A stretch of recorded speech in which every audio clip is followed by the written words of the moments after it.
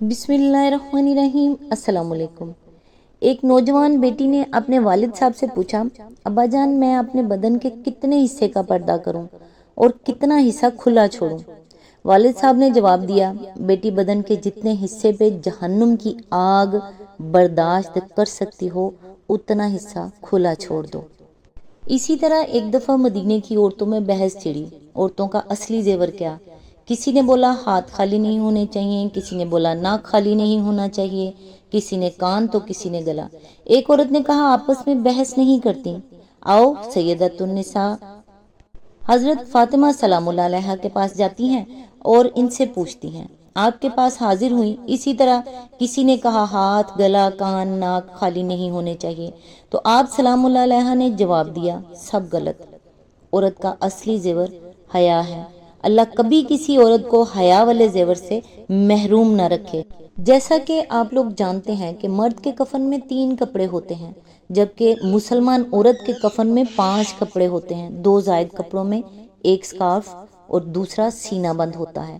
افسوس ہے اس مسلمان عورت پر جو پوری زندگی اپنا سر اور سینہ کھلا چھوڑے، لیکن مرنے کے بعد اللہ تعالیٰ اپنے پاس ان اعضاء کو ڈھک کر ہی بلاتے ہیں۔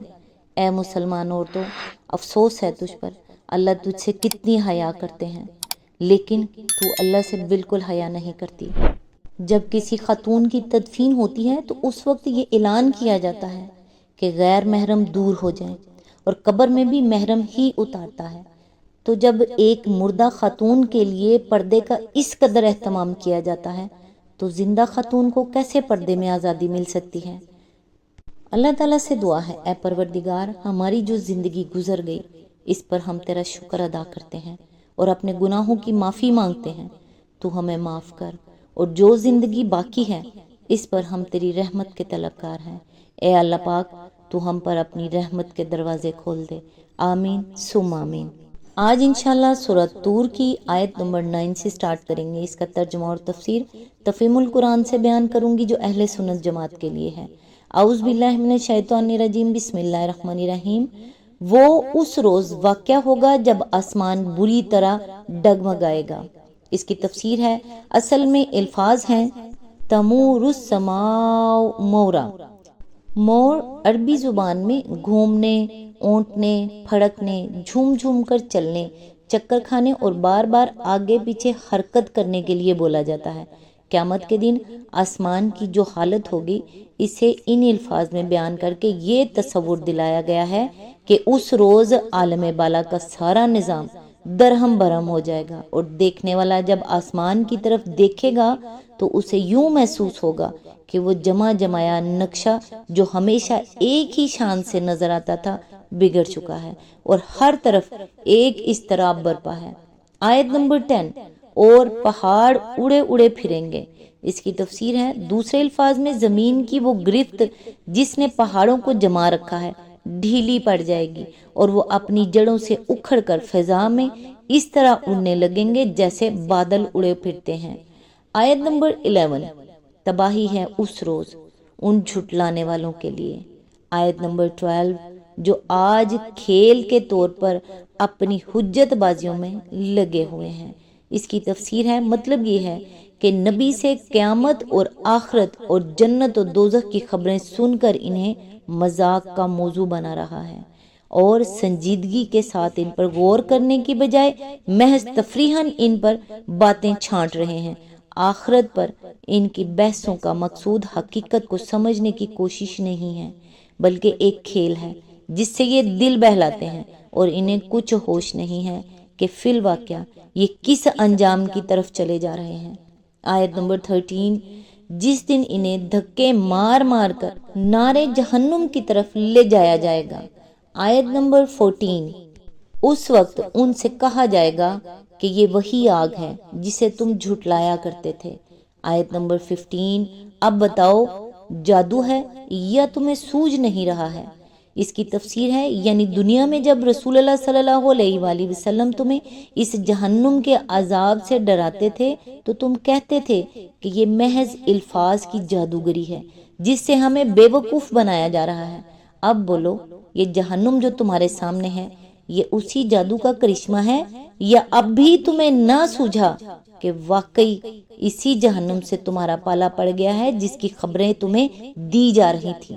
آیت نمبر 16، جاؤ اب جھلسو اس کے اندر، تم خواہ صبر کرو یا نہ کرو تمہارے لیے یکساں ہے، تمہیں ویسا ہی بدلہ دیا جا رہا ہے جیسے تم عمل کر رہے تھے۔ آیت نمبر 17، متقی لوگ وہاں باغوں اور نعمتوں میں ہوں گے۔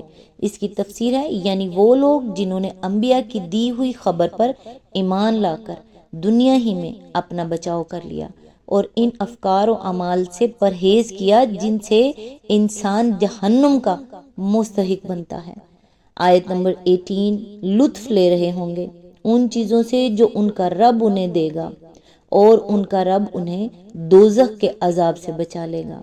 اس کی تفسیر ہے کسی شخص کے داخل جنت ہونے کا ذکر کر دینے کے بعد پھر دوزخ سے اس کے بچائے جانے کا ذکر کرنے کی بظاہر کوئی حاجت نہیں رہتی، مگر قرآن مجید میں متعدد مقامات پر یہ دونوں باتیں الگ الگ اس لیے بیان کی گئی ہیں کہ آدمی کا دوزخ سے بچ جانا بجائے خود ایک بہت بڑی نعمت ہے، اور یہ ارشاد کہ اللہ نے ان کو عذاب دوزخ سے بچا لیا دراصل اشارہ ہے اس حقیقت کی طرف کہ آدمی کا دوزخ سے بچ جانا اللہ کے فضل و کرم ہی سے ممکن ہے، ورنہ بشری کمزوریاں ہر شخص کے عمل میں ایسی خامیاں پیدا کر دیتی ہیں کہ اگر اللہ اپنی فیاضی سے ان کو نظر انداز نہ فرمائے اور سخت محاسبے پر اتر آئے تو کوئی بھی گرفت سے نہیں چھوٹ سکتا۔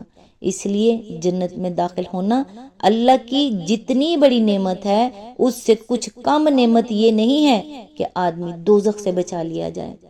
آیت نمبر 19، ان سے کہا جائے گا کھاؤ اور پیو مزے سے اپنے ان اعمال کے صلے میں جو تم کرتے رہے ہو۔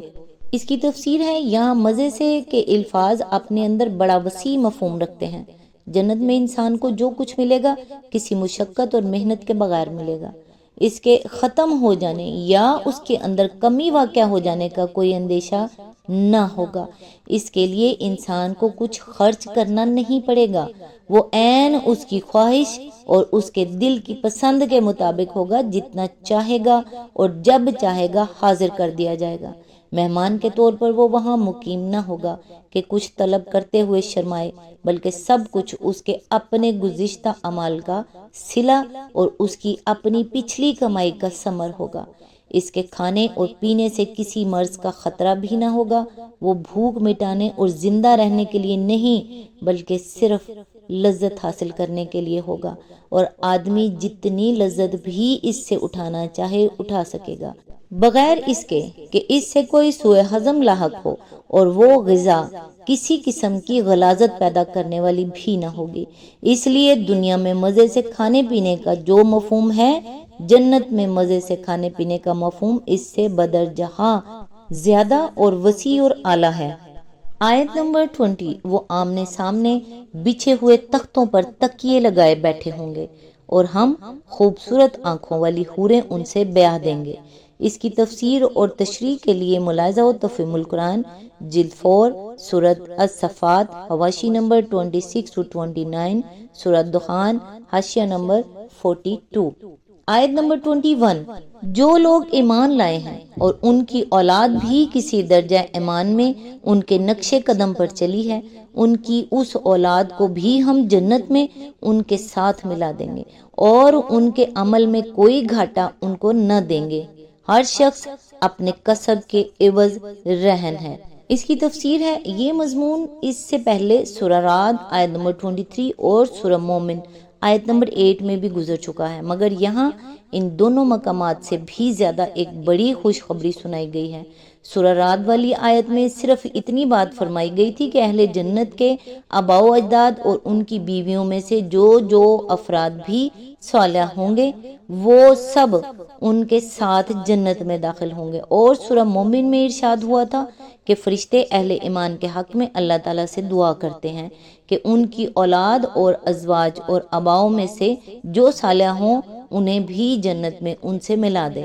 یہاں ان دونوں آیتوں سے زیادہ جو بات فرمائی گئی ہے وہ یہ ہے کہ اگر اولاد کسی نہ کسی درجہ ایمان میں بھی اپنے آباؤں کے نقش قدم کی پیروی کرتی رہی ہو تو خواہ اپنے عمل کے لحاظ سے وہ اس مرتبے کی مستحق نہ ہو جو آباؤں کا ان کے بہتر ایمان و عمل کی بنا پر حاصل ہوگا، پھر بھی یہ اولاد اپنے آبا کے ساتھ ملا دی جائے گی، اور یہ ملانا اس نوعیت کا نہ ہوگا جسے وقتاً فوقتاً کوئی کسی سے جا کر ملاقات کر لیا کرے، بلکہ اس کے لیے الحقنا بہم کے الفاظ استعمال کیے گئے ہیں، جن کے معنی یہ ہیں کہ وہ جنت میں ان کے ساتھ ہی رکھے جائیں گے۔ اس پر مزید یہ اطمینان دلایا گیا ہے کہ اولاد سے ملانے کے لیے آبا کا درجہ گھٹا کر انہیں نیچے نہیں اتارا جائے گا، بلکہ آبا سے ملانے کے لیے اولاد کا درجہ بڑھا کر انہیں اوپر پہنچا دیا جائے گا۔ اس مقام پر یہ بات بھی سمجھ لینی چاہیے کہ یہ ارشاد اس بالغ اولاد کے بارے میں ہے جس نے سن رشد کو پہنچ کر اپنے اختیار اور ارادے سے ایمان لانے کا فیصلہ کیا ہو، اور جو اپنی مرضی سے اپنے صالح بزرگوں کے نقش قدم پر چلی ہو۔ رہی ایک مومن کی وہ اولاد جو سن رشد کو پہنچنے سے پہلے ہی مر گئی ہو تو اس کے معاملے میں کفر و ایمان اور طاعت و معصیت کا سرے سے کوئی سوال ہی پیدا نہیں ہوتا، اسے تو ویسے ہی جنت میں جانا ہے، اور اس کے آبا کی آنکھیں ٹھنڈی کرنے کے لیے انہی کے ساتھ رکھا جانا ہے۔ اسی آیت کے ضمن میں آگے فرمایا، یہاں رہن کا استعارہ بہت معنی خیز ہے۔ ایک شخص اگر کسی سے کچھ قرض لے اور قرض دینے والا اپنے حق کی ادائیگی کے لیے ضمانت کے طور پر اس کی کوئی چیز اپنے پاس رہن رکھ لے تو جب تک وہ قرض ادا نہ کر دے اس وقت تک فک رہن نہیں ہو سکتا، اور اگر مدت مقررہ گزر جانے پر بھی وہ فک رہن نہ کرائے تو شے مرہونہ ضبط ہو جاتی ہے۔ انسان اور خدا کے درمیان معاملے کی نوعیت کو یہاں اسی صورت معاملہ سے تشبیہ دی گئی ہے۔ خدا نے انسان کو جو سر و سامان، جو طاقتیں اور صلاحیتیں اور جو اختیارات دنیا میں عطا کیے ہیں وہ گویا ایک قرض ہے جو مالک نے اپنے بندے کو دیا ہے، اور اس قرض کی ضمانت کے طور پر بندے کا نفس خدا کے پاس رہن ہے۔ بندہ اس سر و سامان اور ان قوتوں اور اختیارات کو صحیح طریقے سے استعمال کر کے اگر وہ نیکیاں کمائے جن سے یہ قرض ادا ہو سکتا ہو تو وہ شے مرہونہ یعنی اپنے نفس کو چھڑا لے گا، ورنہ اسے ضبط کر لیا جائے گا۔ پچھلی آیت کے مان بعد یہ بات اس لیے ارشاد فرمائی گئی ہے کہ مومنین صالحین خواہ بجائے خود کتنے ہی بڑے مرتبے کے لوگ ہوں، ان کی اولاد کا فک رہن اس کے بغیر نہیں ہو سکتا کہ وہ خود اپنے کسب سے اپنے نفس کو چھڑائے۔ باپ دادا کی کمائی اولاد کو نہیں چھڑا سکتی، البتہ اولاد اگر کسی درجے کے بھی ایمان اور اتباع صالحین سے اپنے آپ کو چھڑا لے جائے تو پھر یہ اللہ کا فضل اور اس کا کرم ہے کہ جنت میں وہ اس کو نیچے کے مرتبوں سے اٹھا کر اونچے مراتب میں باپ دادا کے ساتھ لے جا کر ملا دے۔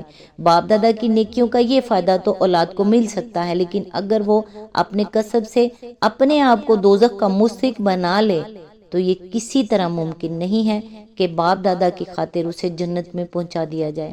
اس کے ساتھ یہ بات بھی اس آیت سے نکلتی ہے کہ کم درجے کی نیک اولاد کا بڑے درجے کے نیک آبا سے لے جا کر ملا دیا جانا دراصل اس اولاد کے کسب کا نتیجہ نہیں ہے بلکہ ان آبا کے کسب کا نتیجہ ہے۔ وہ اپنے عمل سے اس فضل کے مستحق ہوں گے کہ ان کے دل خوش کرنے کے لیے ان کی اولاد کو ان سے لا ملایا جائے۔